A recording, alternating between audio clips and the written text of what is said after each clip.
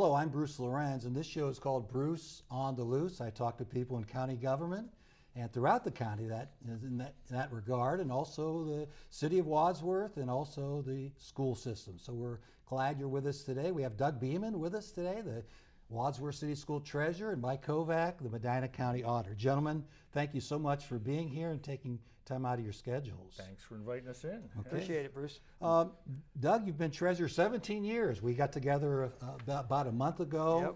And did you foresee such an issue on the ballot for the Wadsworth residents? Yeah, we did. So it started back in 2008 when we passed the bond issue to build the high school, Overlook, Valley View, and Isham. At that time, we looked at the need for Central, and it was only a few years, 7 years after the renovation. So we knew there would be a need in the future, but we felt that that building at that time still had a lot of useful life left in it. So we didn't include that in that project, but knew we would need to come back at some point in the future because those renovations were projected to last about 25 years. So here we are about 21 years later, and need to start planning for that to do something there. And then on the operating side of this levy, we also were, we continually have a need for new operating funds, and it's been 10 years since our last levy. So something new that was created by the legislatures just a few years ago is the ability to do a combination bond and operating levy, which is what we are going to present to the voters of the Wadsworth City Schools in November, is a combination bond and operating levy. So it'll be one question, one vote to approve both measures. So when you began your tenure as treasurer, that wasn't a possibility. This wasn't an impossibility, yeah. Even back in 2008 when we passed our last bond issue, it wasn't a possibility. Reminds me of my vintage tie here. We really celebrating the end of, unfortunately, a baseball season, and the middle school, and I served there 10 years. Right. What a fortress, what a great building, but it's really showing its age. Yeah, it's been a great building for this community, served high schools, middle schools, and now the intermediate school. But it is aging, and the way we deliver education today is different than we did even back at the turn of the century when those renovations were done. So we were looked at what we needed to do, whether we wanted to renovate that or replace it, and a committee was formed back in 2017, went through a process, and ultimately made a recommendation to our Board of Education that they felt that the community should consider replacing that building on a new site. So that's what we're going to put in front of the voters. Mike Kovack, what was your role in developing the issue coming up on November 2nd? Well, let me just say that it's a new type levy. It's the first time we've seen it. So, but Wadsworth is always very innovative, and so this is the first time a levy like this is going to be on the ballot in Medina County. We had to look it up, but it's a great way to go about it, so people know what they're dealing with. But for Wadsworth City Schools and for any entity in the county, when there's going to be a tax levy, they have to come to us and let us know what they would like to do, either millage-wise or dollar-wise, and we have to certify back to them either a millage amount for what they want to raise or the amount of money that their millage will raise. And then it goes back to the school board in this case, and they have to pass a resolution accepting that so that everyone is aware what numbers we're dealing with on the levy.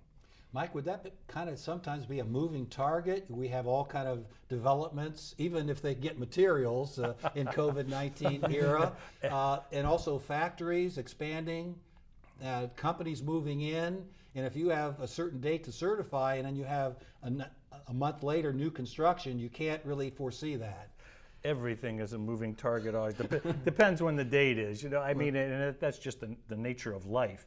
But certainly with levies like this, particularly the bond levy and even the operating levy, when there is new construction, that can actually reduce the bond levy. So, but you always have to pick a point in time, and we always do the first of the year, a lien date, to give the estimate there.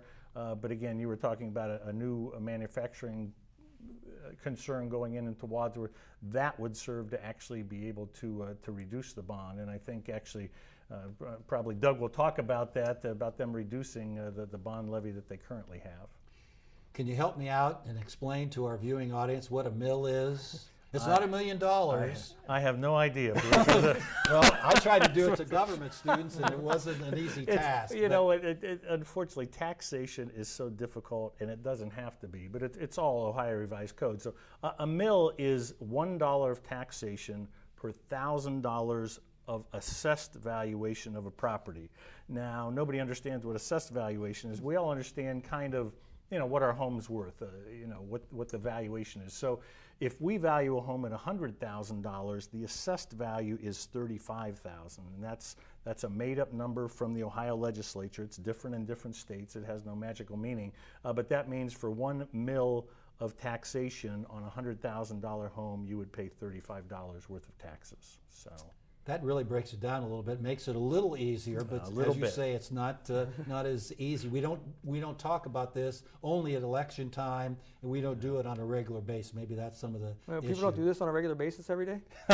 No. I do. What are you talking about? What do you do with your time? Doug, what exactly are we voting on coming up? Can you elaborate on that? Yeah, so let me break it down for our audience. So like I said, it's a combination bond and operating levy. So the first part of that is the bond issue. So the bond issue portion of it consists of 2.4 mils that will authorize the school district to issue $41 million worth of bonds to construct a new intermediate school.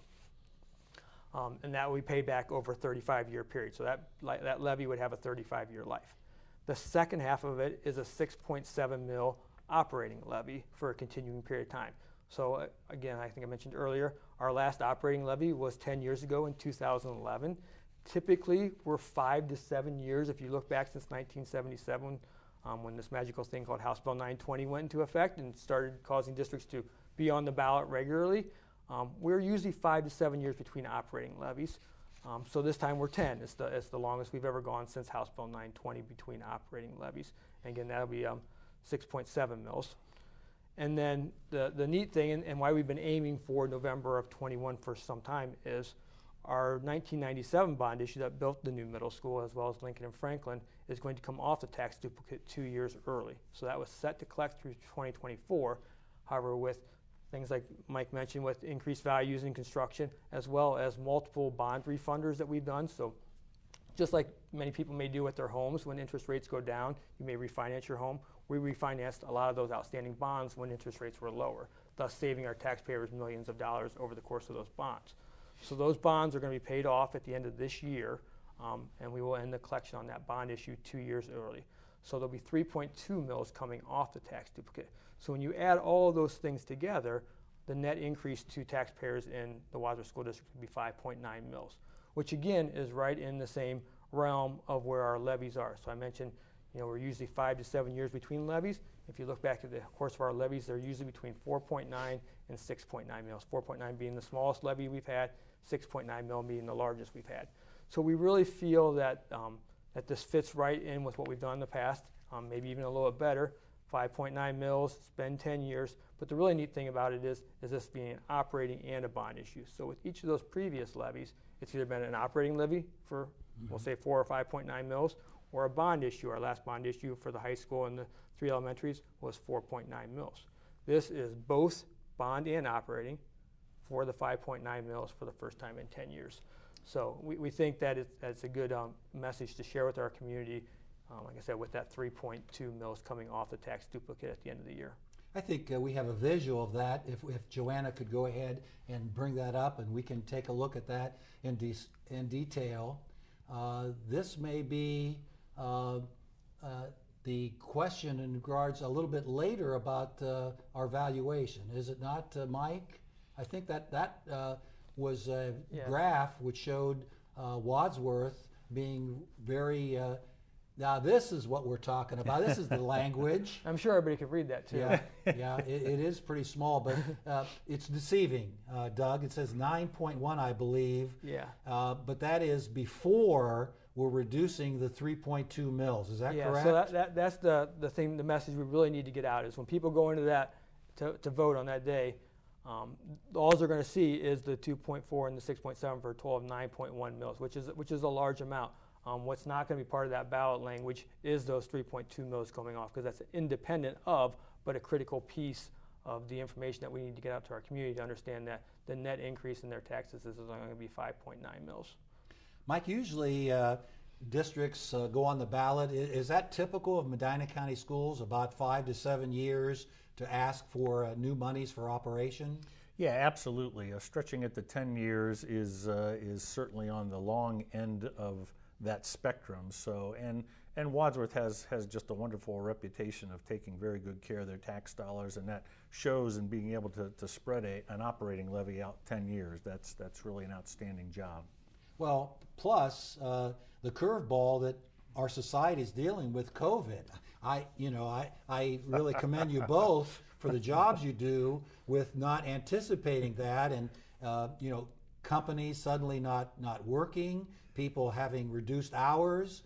And that certainly was a challenge that no one anticipated, right, Mike? And the schools weren't operating because of that, right? Was that the? Yeah. As I've tried to explain to people numerous, because I get the phone calls, it's like actually it cost the schools a lot more money because I'm speaking out of turn, you know much better than I, but you're operating in-house, you're operating via Zoom or whatever, and the additional equipment. It was very, very difficult for everybody, still is, but I think schools bore the brunt of that just because dealing with children and the fact of what they were doing, education. So yeah, they did an outstanding job, particularly here in Wadsworth. Doug, some people may wonder why one united ballot issue, why couldn't we go ahead and do the bond issue as a separate issue and then the operating levy? Yeah, and we certainly could. Our Board of Education, through the process, like I said, the CIS discussion started back in 2017 with the committee, and we knew that this date was coming up with the 3.2 mils coming off. We knew we were going to have a need for operating with it being 10 years. So the Board of Education just took all that information together and felt the best solution for our community was to ask one question, one issue for a bond and operating at this time, with the hopes of succeeding at the ballot and really setting our district up for the future, both from a facility standpoint with all of our buildings being 1997 or newer, if this is successful, and then foreseeable future for our operating.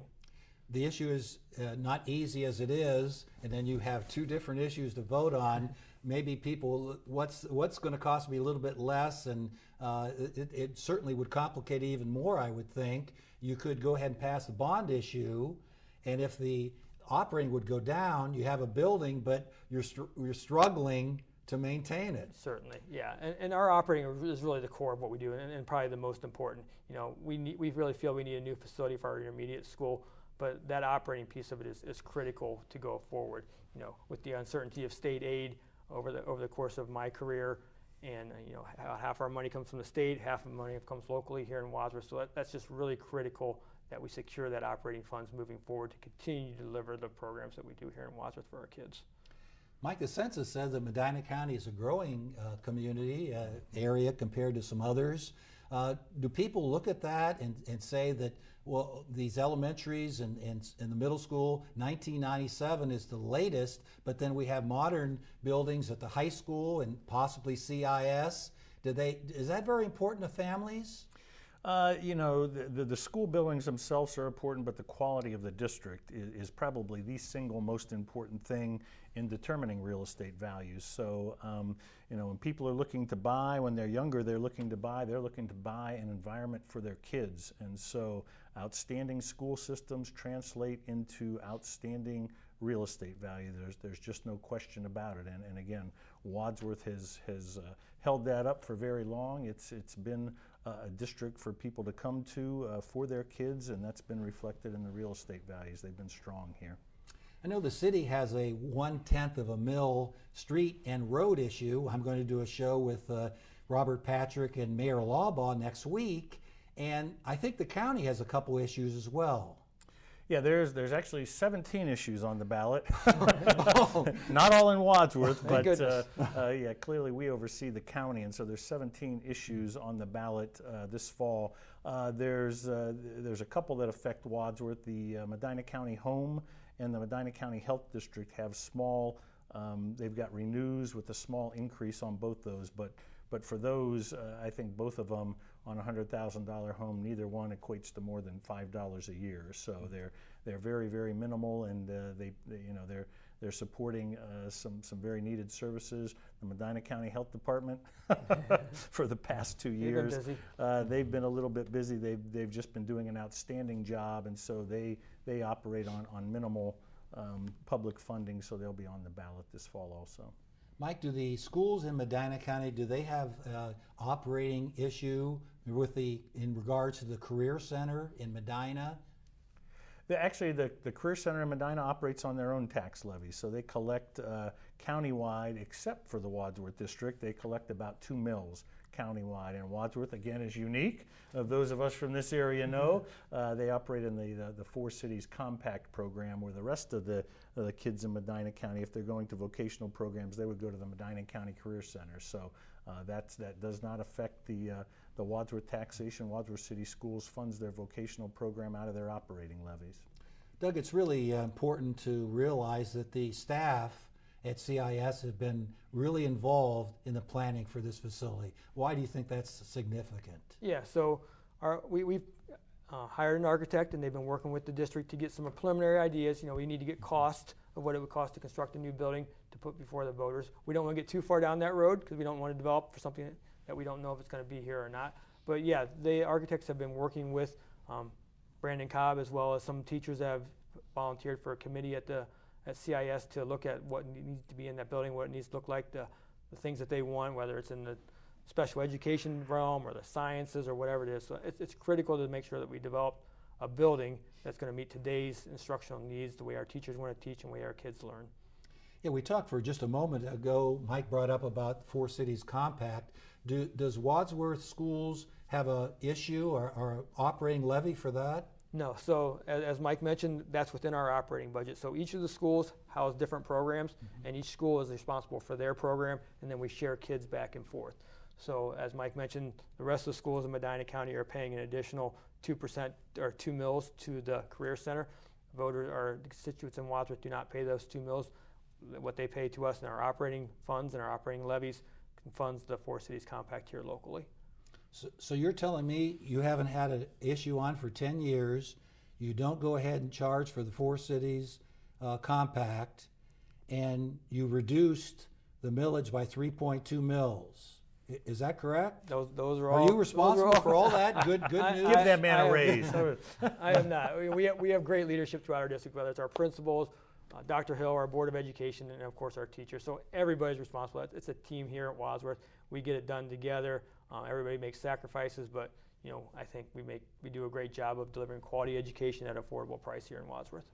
I would think this issue, Doug, would really kind of make a statement for the future. It would not only create operating levies to go ahead and do daily operations, but also really tie the buildings for all age groups. Yeah, I've talked to some of my colleagues throughout the county, and they're very interested in what happens here in Wadsworth there in November to see if this combination idea is something that the voters really want to support and will help us in the future. Mike, I'm going to ask you about local elections. We get really hyped up and excited about national elections, and I'm not sure if we'll have direct contact with the senators so much, possibly them, but the presidency. But here we have 3 board positions we're voting on. We're voting for this very important bond levy. You mentioned some of the issues in the county, and the city has an issue too. And city council is being looked at and decided as well. Those are critical decisions, aren't they? Without question. I mean, if you taught government, right? I did. I did indeed. And I was thinking about that coming in because more people turn out in the national elections, but if you really look at it, we are much more affected by what goes on from the local elections than we are at the national scheme. We pay a lot more attention to the national scheme, but the decisions we make on the local elections have a lot more sway over our life than those that happen in the national elections. Doug, your thoughts on that? Yeah, I couldn't agree more. I think what happens here locally plays a bigger part of what happens in our lives. So without a doubt, I couldn't agree more with what Auditor Kovack said. Mike, another way of looking at this, certainly it's going to be, the bottom line is 5.9. I think that's what we really need to continue to say time after time. But that also, again, we talk about possibly people moving in. That really does help valuation for our real estate, doesn't it? You're talking about the schools yes, themselves? Yes. Oh, without question. Again, I mean, I've talked about that for almost 30 years now, and it's it's not just Mike Kovack saying that. There's national studies that say if you've got a strong school district, that keeps your real estate market strong. It keeps values up, and for most people, your home is your largest investment that you have. So you really want to see the town do well. You want to see the school district do well.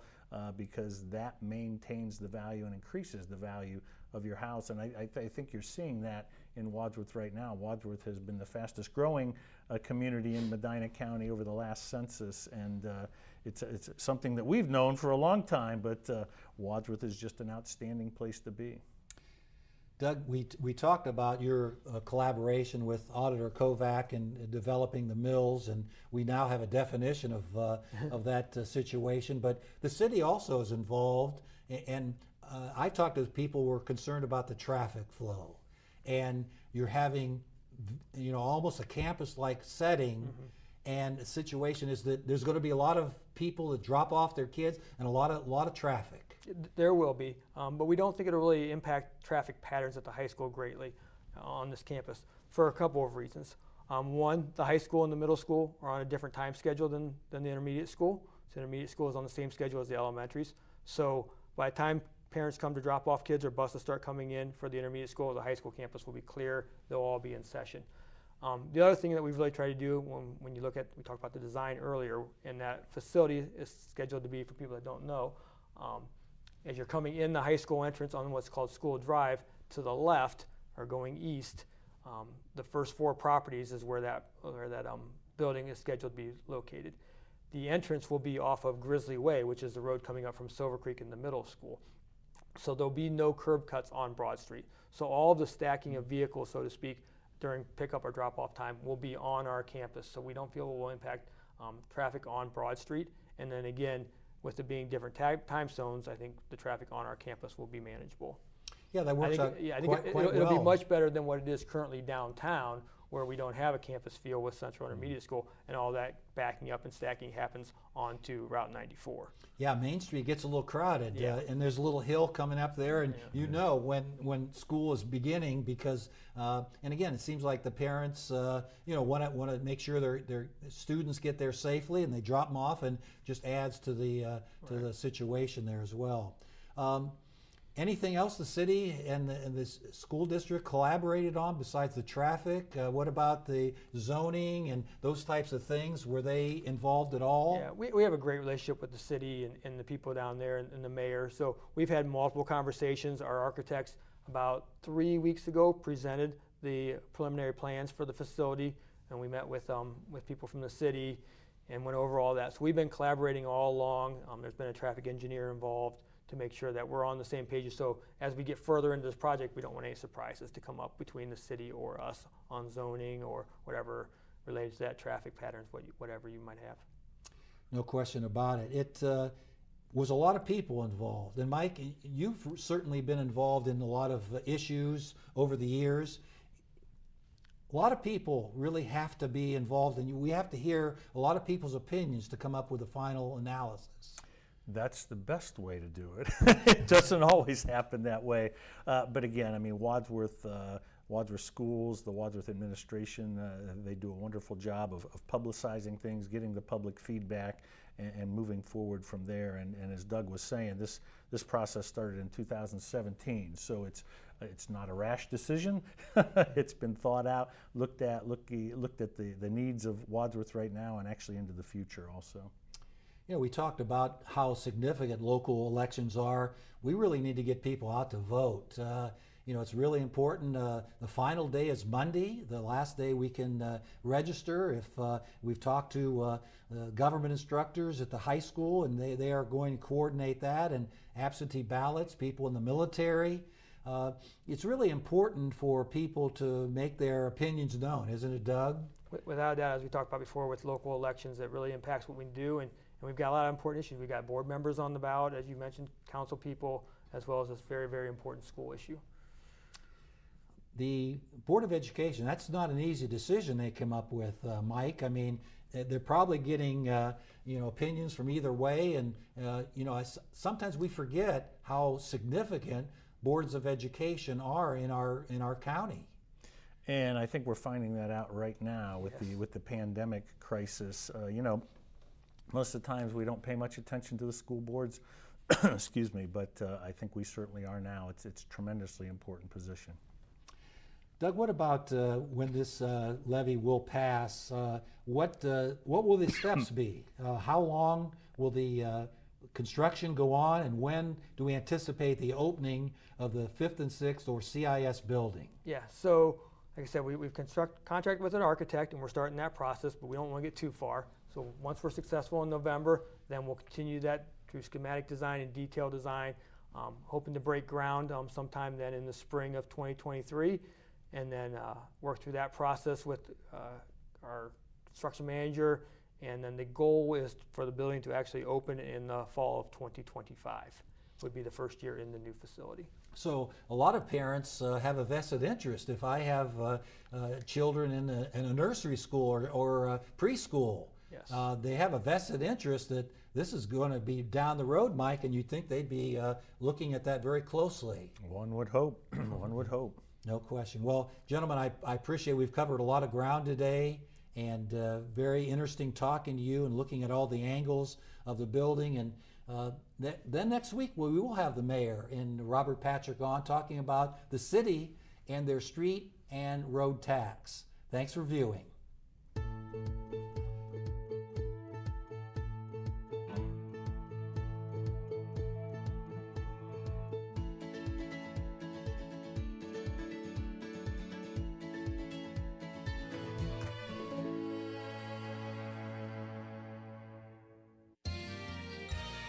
You are watching WCTV, Wadsworth Community Television.